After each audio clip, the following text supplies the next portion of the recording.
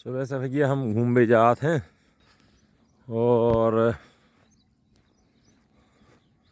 जी माता जी नरसिंहपुर में एक स्कूल में काम करत। तो जे रोज़ को भगवान की फूल पत्र वगैरह चढ़ा थे, दौड़ के समय कवर करा थे भैया जी। तो माता जी आप तो दौड़ के जा रही हो आज? अरे भैया जी का दौड़ नहीं पड़ा था। लेट हो गई क्या? हो जात है, पूजा पाठ कर करने के नहीं हो? हाँ। अरे वाह, राधे राधे। तो देखो भैया लगभग जी 60 साल की हैं माता जी और रोज़ को ये हमें दौड़ात मिला थे ऐसे ही। बोले भैया क्या करिए, लेट हो जात तो समय मिलाना पड़ा थे। तो जीवन में वास्तव में यदि कुछ करना है तो बुजुर्गों से सीखना चाहिए अपन को। कहाँ आलस कहाँ क्या, ये उनको मुश्किल से 1000 रुपये 1500 रुपये महीने मिलते हैं वहाँ पे। और उसके बाद ये रोज़ बिल्कुल हमें यहाँ दौड़ते हुए 7 बजे 7:10 पर 7:15 पर मिलती हैं। तो भैया हरो सब जनों के लाने राम राम। और इन बुजुर्गों से अपने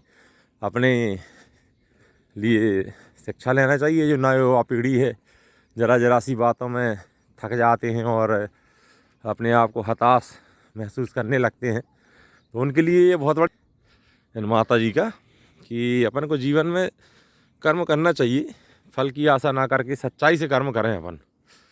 तो और जो मिले तो उसमें संतुष्ट रहें फिर, और अपने आप को हमेशा परमात्मा के समक्ष अपने कर्म को साक्षी रखते हुए अपन को काम करना चाहिए। और फिर परमात्मा जो जितनी व्यवस्था इससे कलिकाल में हमारे इस जीवन में दे दे वो पर्याप्त और बड़े उल्लास और प्रेम से उसको पाना चाहिए।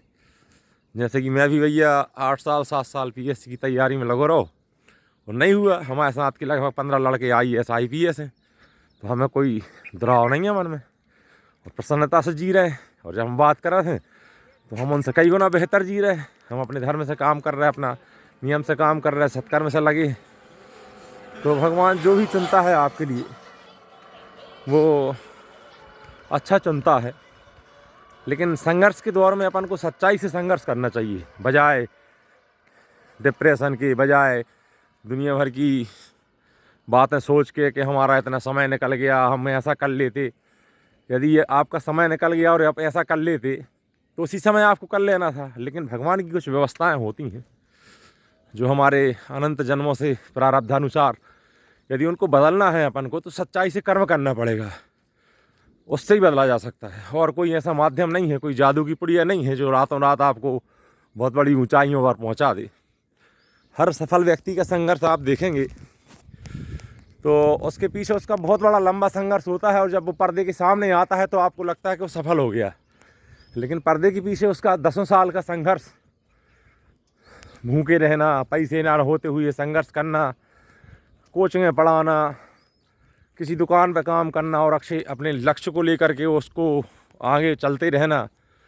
और जब सफल होता है तब हमें समझ में आता है कि ये सफल हो गया ये तो उसके पीछे बहुत बड़ा संघर्ष होता है, बड़ी कहानी होती है। वो कहानी कभी कोई बताता नहीं है, सफल होने के बाद भी नहीं बताता। तो भैया ना युवाओं के लाने जो बच्चा तैयारी कर रहे हैं कंपटीशन की, 10वीं 11वीं 12वीं पढ़ रहे हैं और उनके बड़े सपने हैं, तो भैया सपनों का पीछा करना चाहिए। लेकिन सपने पूरे नहीं हो पाए तो उनके पीछे अपन को मरना नहीं चाहिए और ना उन सपनों के पीछे अपनी ज़िंदगी ख़राब करना चाहिए। अरे संसार सागर है, एक जन्म में नहीं हो पाए तो अगले जन्म में तैयारी करो, अगले में फिर लेंगे अपन जन्म। तो लोक परलोक सुधारने के लिए सच्चाई से कर्म करना आवश्यक है भैया रो। और सब युवाओं से हमारा एक ही आग्रह है, माता पिता तो कुछ जाने नहीं आपके बारे में, आप अपना क्या कर रहे, क्या नहीं कर रहे, कैसे कर रहे। लेकिन आपके लाने अपना कर्म बड़े धर्म और बड़े सहनशीलता से और बड़े लगन से करना चाहिए। जो भी काम करो भ्रमित नहीं होना चाहिए। आप दो चीज़ों की पढ़ाई करो, 3 चीज़ों की पढ़ाई करो, जितनी सामर्थ्य होती करो, लेकिन घबराओ नहीं, बड़े शांति से डटे रहो और फिर जो मिल जाए प्रभु की कृपा से उसको प्रसाद समझो भैया। तो हमारे एक मित्र हैं, वो कहते हैं जो मैं संघर्ष के दौरान जो मिल गया वो अपने बाप का था और जो नहीं मिला तो क्या वो अपने बाप का था। बड़ी अच्छी बात लगती है हमें उनकी। तो भैया ये बातें बड़ी गंभीर बातें हैं। जो मिल गया वो अपने बाप का था और जो नहीं मिला तो क्या वो अपने बाप का था। ये अपन को बात याद रखना चाहिए और अपने काम को आगे बढ़ाना चाहिए। भैया सब जनों के लाने बहुत बहुत राम राम। श्री राधे राधे।